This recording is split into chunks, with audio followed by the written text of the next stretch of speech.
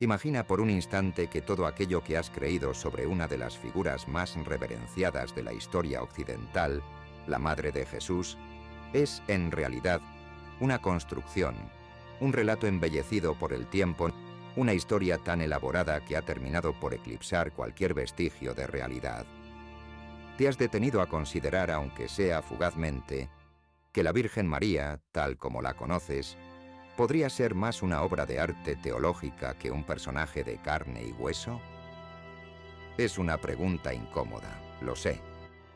En el mundo actual, donde la fe y la razón a menudo parecen transitar caminos separados, cuestionar los cimientos de creencias milenarias puede sentirse como una temeridad, casi una blasfemia.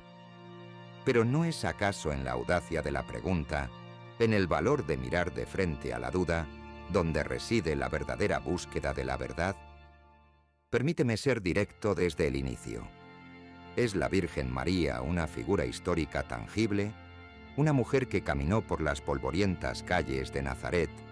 ¿O es más bien un mito espléndido, tejido con hilos de fe, esperanza y anhelo colectivo a lo largo de los siglos?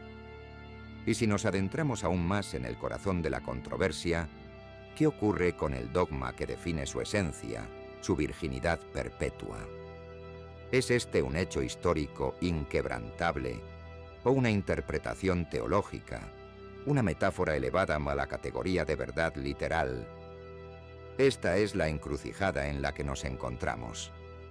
Frente a nosotros se levanta un debate que ha resonado a lo largo de 2 milenios, un diálogo que enfrenta a historiadores, teólogos, creyentes y escépticos en una danza de argumentos y contraargumentos.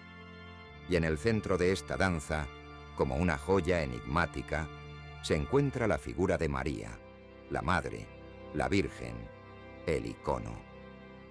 Ahora respiremos hondo por un momento. Sé lo que estás pensando. Buscas una respuesta clara, una afirmación rotunda que ponga fin a la incertidumbre. Anhelas una voz que declare con autoridad: sí, María existió, y esto es irrefutable. O por el contrario, no, María es solo un mito, una leyenda piadosa. Pero la verdad, como suele ocurrir en los terrenos más profundos de la existencia humana, es esquiva, compleja, más cercana a un laberinto que a una línea recta. Si esperas una respuesta sencilla, te anticipo que este no es el lugar. Si en cambio estás dispuesto a abrazar la ambigüedad, a navegar por las aguas turbulentas de la duda y la especulación inteligente, entonces acompáñame. Porque la respuesta a la pregunta central, figura histórica o mito, es, en su paradójica sencillez, sí y no. Y es en esa dualidad, en esa tensión entre la historia y el mito, donde reside la clave para comprender la perdurable fascinación que ejerce la Virgen María. Permíteme desglosar esta respuesta inicial. Desde una perspectiva puramente histórica, la evidencia directa, irrefutable, de la existencia de María es sorprendentemente escasa. Si buscas documentos de la época, registros civiles, testimonios contemporáneos que confirmen su biografía, te enfrentarás a un silencio casi absoluto. La historia, en su sentido más estricto y empírico, apenas nos ofrece un susurro sobre la mujer que dio a luz a Jesús de Nazaret. Esto, para muchos, es motivo suficiente para desestimar su historicidad. Si no hay pruebas, no hay historia, afirman con contundencia. Y en un mundo obsesionado con la evidencia tangible, con la verificación fáctica, esta postura parece, a primera vista, irrefutable. Sin embargo, es justo reducir la realidad histórica a lo que puede ser probado documentalmente según los criterios modernos. ¿Ignoramos acaso el contexto cultural, las formas de transmisión del conocimiento en el mundo antiguo, la naturaleza misma de la fe y la tradición oral? Porque aquí reside el contrapunto. Si bien la historia nos ofrece poco, la tradición, la fe, la cultura nos inundan con la figura de María. Desde los evangelios canónicos hasta los textos apócrifos, desde el arte bizantino hasta las catedrales góticas, desde las peregrinaciones multitudinarias hasta la oración silenciosa de un creyente solitario, María está presente, omnipresente, como un faro que guía e inspira a miles de millones de personas. Y esta presencia, esta persistencia a lo largo de los siglos, ¿no es acaso una forma de historicidad, una prueba palpable de su impacto, de su relevancia en la psique colectiva de la humanidad? ¿Podemos negar la fuerza histórica de un mito que ha moldeado culturas, inspirado obras maestras y ofrecido consuelo a generaciones enteras? Aquí, la línea entre historia y mito comienza a difuminarse. Es posible que la María histórica, la mujer de Nazaret, haya sido eclipsada, transformada, incluso reinventada por la fuerza arrolladora del mito, ¿o es por el contrario el mito el que se apoya, se nutre, de un núcleo histórico, por tenue que éste sea? Y luego está el debate sobre su virginidad. La virginidad de María, el dogma que la define, la característica que la eleva a un estatus único, la piedra angular de su teología. Pero ¿qué hay detrás de esta afirmación? ¿Es un hecho biológico, un milagro divino, una metáfora espiritual o quizás algo completamente distinto? Los evangelios de Mateo y Lucas, textos fundamentales para comprender la figura de María, narran el nacimiento de Jesús concebido por el Espíritu Santo, de una virgen llamada María. Pero ¿cómo debemos interpretar estos relatos? ¿Debemos leerlos literalmente, como una crónica precisa de un evento sobrenatural, o debemos buscar en ellos un significado más profundo, una verdad simbólica que trasciende la literalidad de las palabras? El debate se intensifica cuando examinamos los textos originales en griego. La palabra utilizada para describir a María como virgen es partenos. Pero este término, en el griego de la época, podía referirse tanto a una virgen en el sentido biológico como a una mujer joven, sin especificar necesariamente su estado de virginidad física. Y la traducción al hebreo, utilizada en las profecías del Antiguo Testamento que los evangelios citan, añade aún más capas de complejidad al debate. ¿Significa esto que el concepto de la virginidad de María es una mala traducción, un error interpretativo, una construcción posterior? ¿O debemos entender la virginidad no como un estado físico, sino como un símbolo de pureza, de entrega total a la voluntad divina, un estado espiritual que trasciende la biología? Las preguntas se multiplican, las interpretaciones se bifurcan, y la controversia se instala en el corazón mismo de la fe mariana. Y es precisamente en esta controversia, en esta tensión entre la historia, el mito y el dogma, donde reside la fascinación que nos impulsa a seguir indagando. Porque, ¿qué ocurre si la virginidad de María, entendida como un hecho biológico verificable, se desmorona bajo el peso del análisis histórico y lingüístico? ¿Se derrumba con ella toda la construcción teológica mariana? ¿O persiste incluso más fuerte el poder simbólico, el arquetipo femenino que representa a María, independientemente de la literalidad de su virginidad? Estas son las preguntas que nos guiarán en nuestro viaje. Preguntas incómodas, desafiantes, que nos invitan a mirar de frente a la complejidad de la fe, a la ambigüedad de la historia, a la fuerza inagotable del mito. A continuación, nos sumergiremos en las profundidades del contexto histórico para explorar si, más allá de los relatos bíblicos y la tradición religiosa, podemos encontrar alguna huella, algún vestigio, de la existencia terrenal de María. ¿Qué nos dice la historia, con sus métodos rigurosos y sus fuentes fragmentarias, sobre la mujer que se convirtió en la madre de todas las madres, en el icono femenino más venerado de la cristiandad, ahora permítenos adentrarnos en el terreno resbaladizo de la historia. Despojémonos, por un momento, de la magnificencia del dogma, del fervor de la fe, y preguntémonos con la frialdad del historiador: ¿existe alguna evidencia, más allá de los textos religiosos, que nos confirme la existencia terrenal de una mujer llamada María, madre de Jesús de Nazaret? Es una pregunta crucial, fundamental para discernir la naturaleza histórica de esta figura icónica.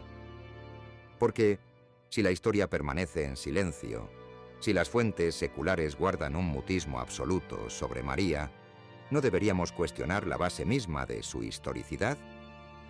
¿No nos enfrentamos, en ese caso, a una construcción puramente teológica, a un mito elaborado para satisfacer necesidades espirituales y simbólicas? Permíteme ser transparente desde el principio. La búsqueda de evidencia histórica sobre María, fuera de los textos religiosos, es un ejercicio frustrante, casi desalentador. Si te sumerges en los archivos seculares de la época, en los registros del Imperio Romano, en los anales de la sociedad judía del siglo I, te encontrarás con un vacío, con un silencio elocuente. No hallarás menciones directas a María en los escritos de historiadores romanos como Tácito o Suetonio, ni en las obras del filósofo judío Filón de Alejandría, ni en los documentos administrativos de la época. La historia secular, en su vastedad y minuciosidad, parece ignorar por completo la existencia de la Madre de Jesús. Este silencio histórico, para muchos, es un argumento de peso en contra de la historicidad de María. Si fue una figura real, si desempeñó un papel tan crucial como Madre del Mesías, ¿cómo es posible que la historia secular la haya pasado por alto? Component placement, se preguntan los escépticos. ¿No es este silencio una prueba irrefutable de que María es una invención, un producto de la imaginación religiosa? Pero detente un instante a reflexionar. ¿Es justo exigir a la historia secular que nos proporcione una biografía detallada de cada personaje del siglo I? ¿No sería anacrónico aplicar criterios modernos de documentación y registro a una época donde la vida de la mayoría de las personas, especialmente las mujeres de extracción humilde, dejaba escasas huellas en los anales históricos? Porque, ¿quiénes eran María y José, según los evangelios? Eran habitantes de Nazaret, una aldea insignificante en la Galilea rural, una región periférica del Imperio Romano. Eran personas de clase baja, probablemente artesanos o campesinos, alejados de los centros de poder y de la élite cultural. ¿Acaso esperaríamos encontrar menciones de individuos de este perfil en los registros históricos seculares? La historia, en su gran mayoría, se centra en los poderosos, en los gobernantes, en los generales, en los acontecimientos que transforman imperios y reinos. La vida cotidiana de la gente común, especialmente de las mujeres, rara vez encuentra un lugar en los grandes relatos históricos. Por lo tanto, el silencio de la historia secular sobre María no necesariamente invalida su existencia histórica.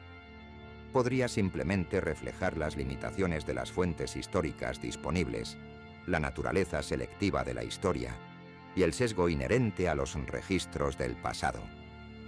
Sin embargo, debemos ser honestos. La falta de evidencia histórica secular directa sobre María es un hecho innegable, y este hecho nos obliga a depender casi exclusivamente de las fuentes religiosas para reconstruir su figura histórica. Y aquí nos encontramos con los textos del Nuevo Testamento, principalmente los Evangelios de Mateo y Lucas, que nos ofrecen los relatos más detallados sobre María. Estos textos nos hablan de su genealogía, de su residencia en Nazaret, de su compromiso con José, de la anunciación del ángel Gabriel, del nacimiento virginal de Jesús, de su papel en la vida pública de Jesús y de su presencia en la crucifixión y en Pentecostés. Pero ¿podemos considerar los evangelios como fuentes históricas fiables para reconstruir la biografía de María?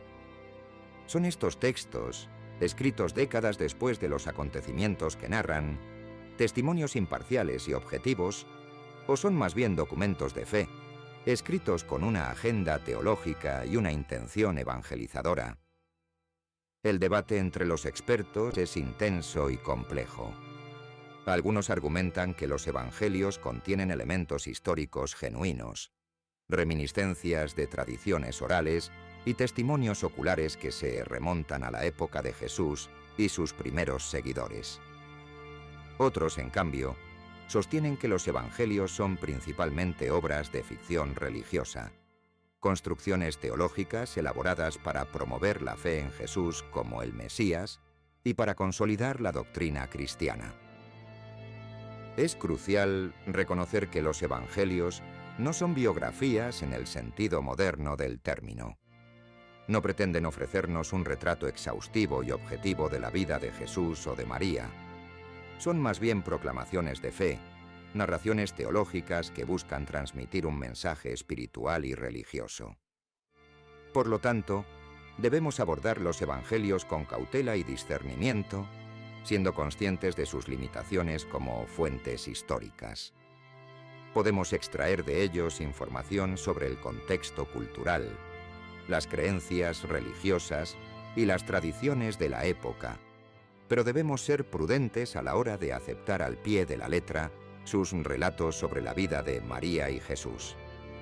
Además de los evangelios canónicos, existe una rica tradición de textos apócrifos, escritos en los primeros siglos del cristianismo, que ofrecen detalles adicionales sobre la vida de María.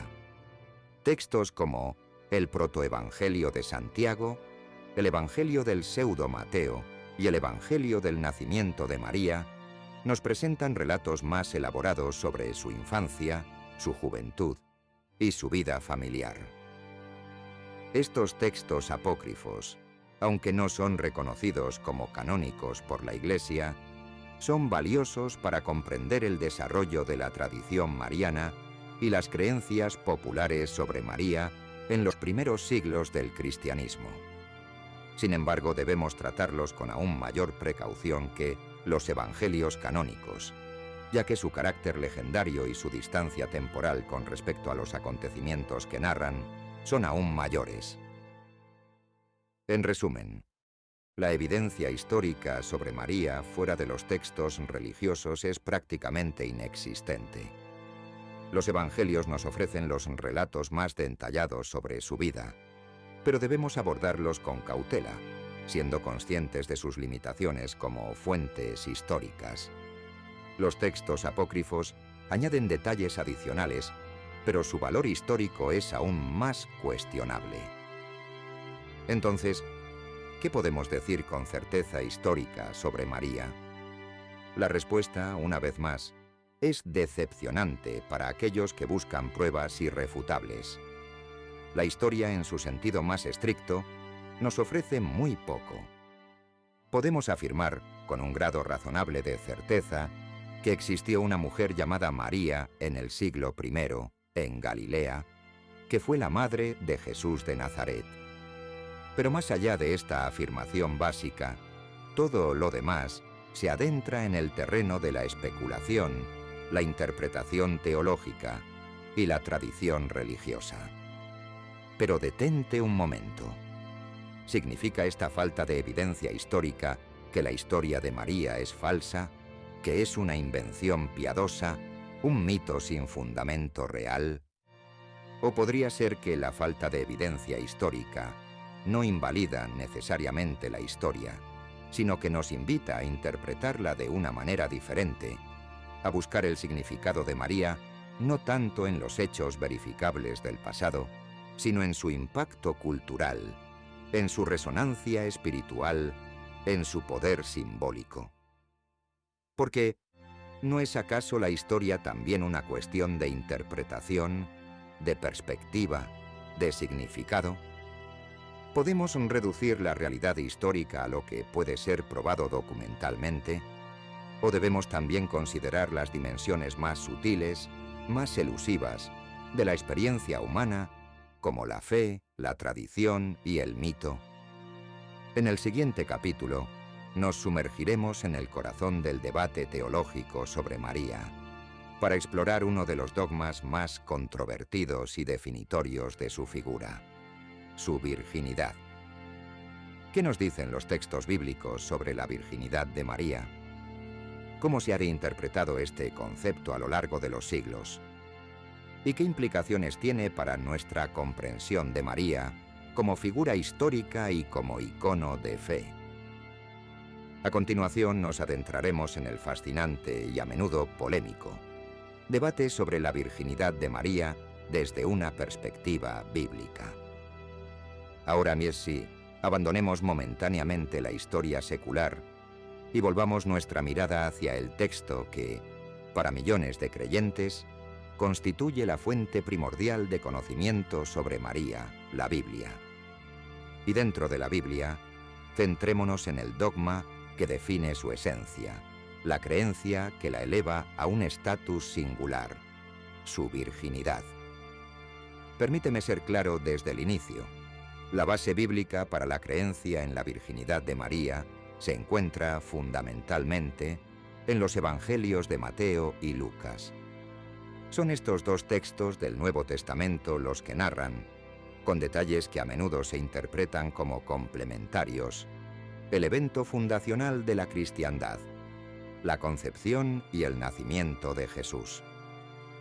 En el Evangelio según Mateo, leemos cómo un ángel del Señor se aparece en sueños a José, el prometido de María, para revelarle la verdad sobre el embarazo de su esposa. José, hijo de David, no temas recibir a María, tu mujer, porque lo que en ella es engendrado, del Espíritu Santo es. Y dará a luz un hijo, y llamarás su nombre Jesús, porque él salvará a su pueblo de sus pecados. El texto continúa afirmando explícitamente: todo esto aconteció para que se cumpliese lo dicho por el Señor por medio del profeta, cuando dijo: He aquí, una virgen concebirá y dará a luz un hijo, y llamarás su nombre Emanuel, que traducido es Dios con nosotros. Por su parte, el Evangelio según Lucas nos ofrece un relato aún más detallado y emotivo de la Anunciación. El ángel Gabriel se aparece a María, una joven de Nazaret, y la saluda con estas palabras: Salve, muy favorecida, el Señor es contigo, bendita tú entre las mujeres. María, perturbada por estas palabras, pregunta al ángel cómo podrá ser esto, puesto que no conoce varón. El ángel le responde: El Espíritu Santo vendrá sobre ti, y el poder del Altísimo te cubrirá con su sombra, por lo cual también el santo ser que nacerá será llamado Hijo de Dios. Estos dos pasajes, extraídos de Mateo y Lucas, constituyen el fundamento bíblico principal para la creencia en la virginidad de María. Para muchos creyentes, estas narraciones son claras, inequívocas, y no dejan margen para la duda. María concibió a Jesús siendo virgen, por obra del Espíritu Santo, cumpliendo así una profecía del Antiguo Testamento. Pero detente un momento a reflexionar. ¿Es la interpretación de estos textos tan unívoca como parece a primera vista? ¿Es el relato bíblico de la virginidad de María tan claro y directo como se suele presentar? ¿O existen matices, complejidades lingüísticas y diferentes interpretaciones teológicas que debemos considerar? Porque aquí, en la interpretación de estos pasajes bíblicos, se abre un debate teológico que ha perdurado a lo largo de los siglos, un diálogo entre diferentes perspectivas y escuelas de pensamiento que nos invitan a profundizar en la riqueza y la ambigüedad de las Sagradas Escrituras. Uno de los puntos centrales de este debate gira en torno a la palabra utilizada en los textos originales griegos para referirse a María como virgen: partenos. Esta palabra griega, partenos, es la que Mateo utiliza al citar la profecía de Isaías: «He aquí, una virgen concebirá», y es también la que Lucas emplea en el relato de la Anunciación para describir el estado de María antes de la concepción de Jesús. Ahora bien, ¿qué significa exactamente partenos en griego clásico y en el griego del Nuevo Testamento? ¿Implica necesariamente virginidad física, ausencia de relaciones sexuales, o puede tener un significado más amplio, más matizado?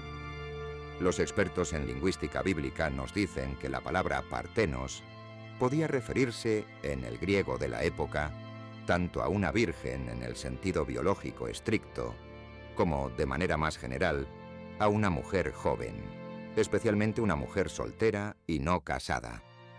En algunos contextos, partenos podía incluso utilizarse para referirse a hombres jóvenes célibes. Esta ambigüedad semántica de la palabra partenos ha dado lugar a diferentes interpretaciones teológicas. Algunos argumentan que, en el contexto de los evangelios, partenos debe entenderse en su sentido más estricto, como virginidad física, ya que los textos enfatizan el carácter milagroso y sobrenatural de la concepción de Jesús. Para esta perspectiva, la virginidad de María es un hecho biológico, un milagro divino que confirma la singularidad de Jesús como Hijo de Dios. Otros, en cambio, proponen una interpretación más matizada. Argumentan que partenos puede entenderse en el contexto bíblico como un símbolo de pureza, de consagración a Dios, de una vida enteramente dedicada al servicio divino.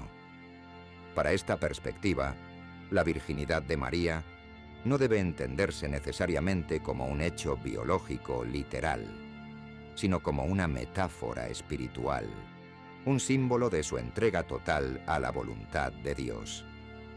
Y el debate se complica aún más cuando consideramos la fuente del Antiguo Testamento que Mateo cita como profecía del nacimiento virginal.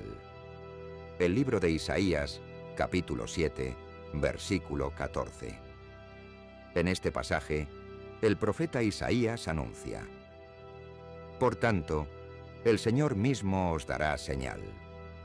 He aquí que la Virgen concebirá, y dará a luz un hijo, y llamará su nombre Emanuel».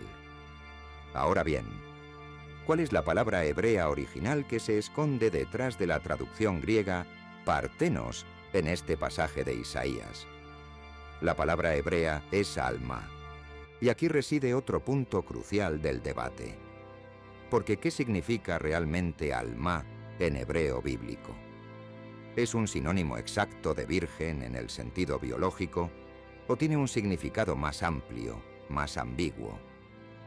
Los expertos en hebreo bíblico nos dicen que la palabra alma se refiere en el Antiguo Testamento a una mujer joven en edad de casarse. Si bien en algunos contextos alma puede implicar virginidad, no es su significado primario y exclusivo. Alma pone el énfasis en la juventud y en la condición de mujer no casada, más que en el estado biológico de virginidad. Y aún más relevante es el hecho de que la traducción griega de la Biblia hebrea, conocida como la Septuaginta, tradujo la palabra hebrea alma por la palabra griega partenos, en este pasaje de Isaías. Es esta traducción de la Septuaginta la que Mateo cita en su Evangelio, estableciendo así la conexión profética entre el nacimiento de Jesús y la supuesta virginidad de la alma de Isaías. Entonces, ¿qué debemos concluir de todo este debate lingüístico y exegético? ¿Socava la ambigüedad de las palabras partenos y alma la creencia en la virginidad de María? ¿O nos invita más bien a una comprensión más rica y matizada de este dogma fundamental?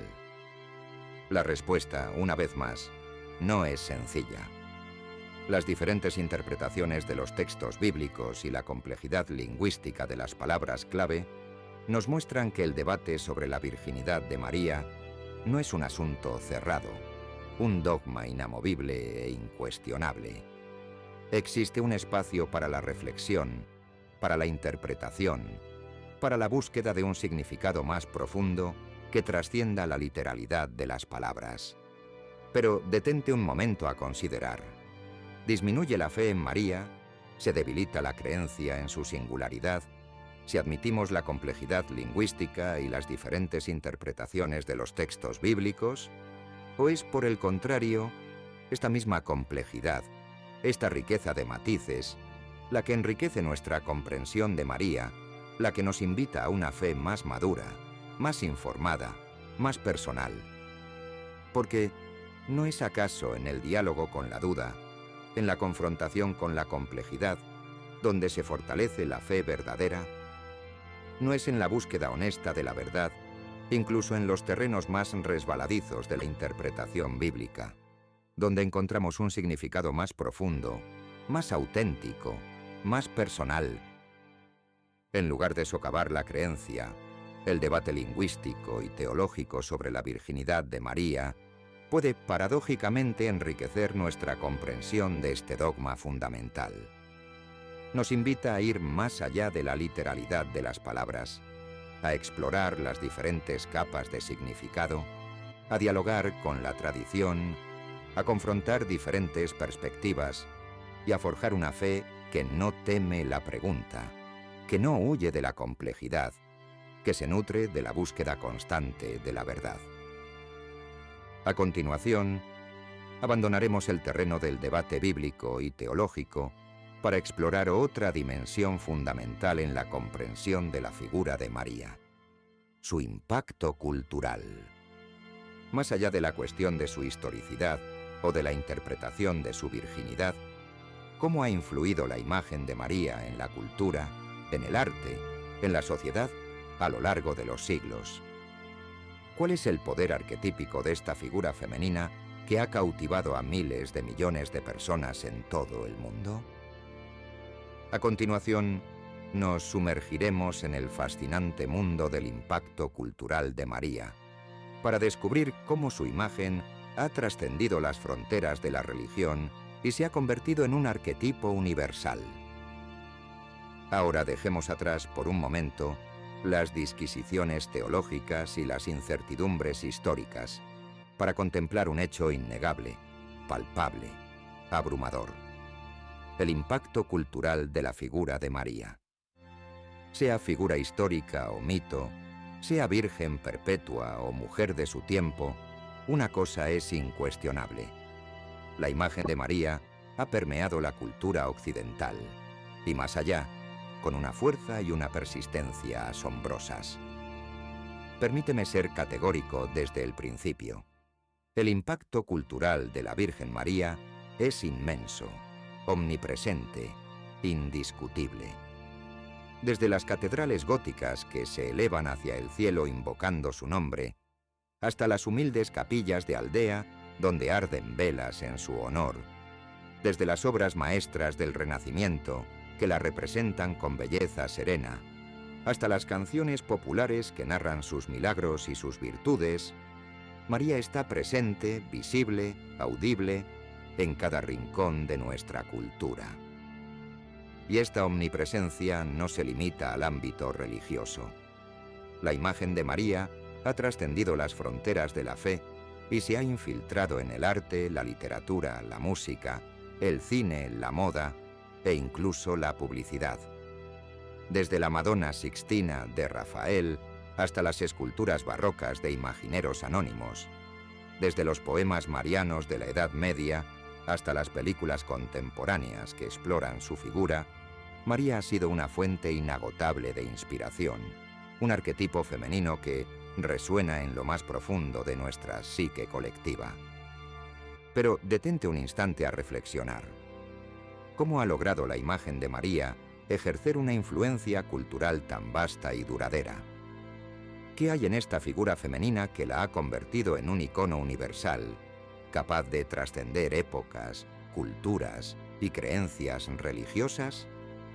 ¿Se debe este impacto cultural a la realidad histórica de María, a la veracidad de los relatos evangélicos, a la solidez de la doctrina teológica, o existe, quizás, otra fuerza en juego, un poder arquetípico inherente al mito mariano? Porque si volvemos la vista atrás y contemplamos la historia del arte occidental, nos topamos con una avalancha de representaciones marianas que nos dejan sin aliento. Desde los frescos bizantinos que la muestran como Theotokos, la Madre de Dios, hasta las pinturas del Renacimiento que la idealizan como símbolo de belleza y pureza, desde las esculturas barrocas que la exaltan como reina del cielo, hasta las reinterpretaciones contemporáneas que la revisten de nuevos significados, María ha sido representada en todas las formas y estilos artísticos imaginables. Pintores como Rafael, Miguel Ángel, Leonardo da Vinci, Botticelli, Caravaggio, Murillo y tantos otros maestros del arte han dedicado algunas de sus obras más célebres a representar a María en sus múltiples facetas: la Anunciación, la Natividad, la Piedad, la Asunción, la Coronación. Cada época, cada estilo artístico ha encontrado en la figura de María una fuente de inspiración inagotable, un arquetipo femenino que se presta a múltiples interpretaciones y representaciones. Y no solo la pintura, sino también la escultura, la arquitectura, la música, la literatura, han sido profundamente marcadas por la impronta mariana. Catedrales majestuosas como Notre Dame de París, Chartres o Colonia han sido erigidas en su honor, convirtiéndose en símbolos arquitectónicos de la fe y la devoción mariana. Compositores como Bach, Mozart, Schubert, Verdi, Puccini han creado obras musicales sublimes inspiradas en su figura, desde el Magnificat hasta el Ave María. Poetas como Dante, Milton, Lope de Vega, Gabriela Mistral han dedicado versos emocionados a alabar sus virtudes y a expresar su amor filial. Pero la influencia cultural de María no se limita al ámbito de la alta cultura. También se manifiesta en las expresiones populares de la fe y la devoción. Las peregrinaciones a santuarios marianos como Lourdes, Fátima, Guadalupe, atraen cada año a millones de personas de todo el mundo, buscando consuelo, esperanza y sanación. Las fiestas marianas, como la Inmaculada Concepción, la Asunción o la Virgen del Carmen, son celebradas con fervor popular en numerosos países, mezclando elementos religiosos y folclóricos. Las oraciones y las devociones marianas, como el rosario, el ángelus o las novenas, forman parte de la vida espiritual de incontables creyentes. Y esta omnipresencia de María en la cultura no se debe únicamente a la imposición de la doctrina religiosa o a la presión social. Existe algo más profundo, más auténtico, en esta fascinación colectiva por la figura mariana. Hay una necesidad humana fundamental de arquetipos femeninos que representen la maternidad, la compasión, la ternura, la pureza, la esperanza, y María, a lo largo de los siglos, ha encarnado estos arquetipos con una fuerza y una coherencia excepcionales. Pero detente un momento a considerar. ¿Se basa este impacto cultural abrumador en la realidad histórica de María, en la veracidad de los relatos evangélicos, o es más bien el resultado del poder intrínseco del mito mariano, de su capacidad para resonar con las necesidades y los anhelos más profundos del alma humana?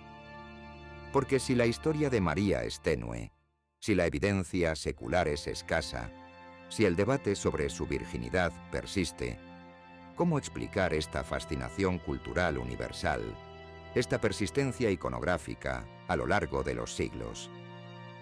¿No será que el poder de María reside precisamente en su naturaleza mítica, en su capacidad para trascender la historia y convertirse en un símbolo arquetípico, en una figura que habla directamente al corazón humano, independientemente de su historicidad? Quizás el impacto cultural de María no dependa tanto de si fue históricamente real o no, sino de la fuerza del mito que encarna, del arquetipo femenino que representa. Quizás su poder reside en su capacidad para ofrecer consuelo en el sufrimiento, esperanza en la desesperación, perdón en el pecado y amor incondicional en un mundo marcado por la injusticia y la violencia. En lugar de buscar respuestas definitivas sobre su historicidad o su virginidad, quizás debamos preguntarnos qué nos dice el impacto cultural de María sobre nosotros mismos, sobre nuestras necesidades, nuestros anhelos, nuestras creencias. ¿Qué revela esta fascinación milenaria por la figura mariana sobre la condición humana, sobre nuestra búsqueda de sentido, de trascendencia, de lo sagrado? En el próximo capítulo, el último de nuestro viaje, intentaremos reunir los hilos que hemos ido tejiendo a lo largo de estos capítulos. Volveremos a la pregunta inicial: María, ¿historia o mito? Para intentar ofrecer una respuesta no definitiva, sino quizás más matizada, más compleja, más abierta a la ambigüedad y al misterio. Reflexionaremos sobre si la dicotomía entre historia y mito es siquiera la forma correcta de entender a María, o si quizás su verdadera identidad reside en la tensión fecunda entre ambas dimensiones. A continuación nos adentraremos en las reflexiones finales, intentando desentrañar el enigma persistente de la Virgen María. Llegamos al momento de intentar reunir los hilos sueltos, de buscar un sentido a las múltiples perspectivas que hemos explorado, de ofrecer, si no una respuesta definitiva, al menos una reflexión final que nos permita comprender mejor el enigma persistente de la Virgen María. Permíteme ser honesto contigo desde el principio. Si esperabas una respuesta clara y tajante a la pregunta inicial, ¿es la Virgen María una figura histórica o un mito? Lamento decepcionarte. Después de todo lo que hemos explorado, creo que es evidente que la respuesta no es un simple sí o no, no es blanco o negro, no se puede encerrar en una categoría excluyente. Porque ¿no es acaso la propia dicotomía entre historia y mito una forma demasiado simplista, demasiado reduccionista, de abordar la complejidad de la figura mariana? ¿Podemos realmente separar de forma tajante lo histórico de lo mítico en una figura que ha sido moldeada por siglos de fe, de tradición, de interpretación teológica y de expresión cultural? Quizás la pregunta fundamental no es tanto si María fue histórica o mítica, sino cómo entender la relación, la interacción, la tensión fecunda entre ambas dimensiones en su figura. Quizás la verdadera identidad de María reside precisamente en esa ambigüedad, en esa capacidad de ser, al mismo tiempo, una figura arraigada en un contexto histórico concreto y un arquetipo mítico que trasciende el tiempo y el espacio. Porque, detente un momento a reflexionar. ¿Qué ocurre si aceptamos que María es, en cierto sentido, ambas cosas, historia y mito? ¿Qué implicaciones tiene esta perspectiva para nuestra comprensión de su figura y de su significado? ¿Se diluye su importancia histórica si reconocemos la fuerza del mito? ¿O, por el contrario, se enriquece su figura al comprender cómo la historia y el mito se entrelazan en su construcción? Yo te propongo aventurar una respuesta que, quizás, te resuene de forma inesperada. La Virgen María es, precisamente, en su naturaleza híbrida, en su condición de figura histórica y mítica a la vez, donde reside su verdadera fuerza, su perdurable fascinación, su capacidad para seguir interpelándonos hoy, después de 2000 años de historia. Porque, si nos aferramos a la búsqueda de una María puramente histórica, despojándola de todo elemento mítico y legendario, corremos el riesgo de reducirla a una figura insignificante, esfumada en el silencio de la historia secular, apenas perceptible en los registros del pasado. La María histórica, en su sentido más estricto, es, como hemos visto, esquiva, elusiva, casi invisible.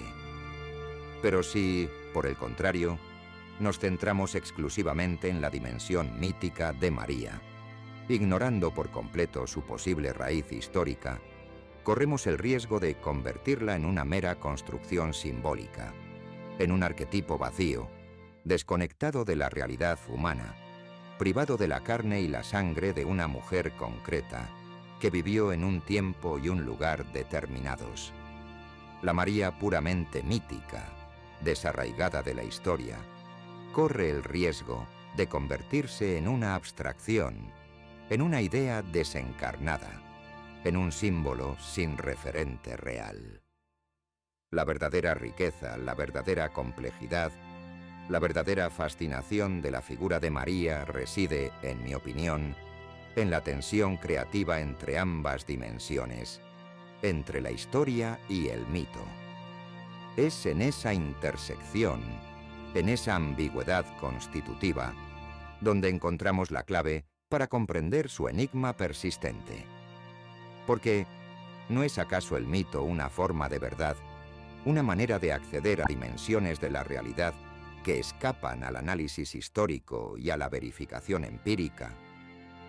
¿No son los mitos relatos que nos hablan de lo profundo de la condición humana, de nuestros anhelos, nuestros miedos, nuestras esperanzas, nuestras necesidades espirituales?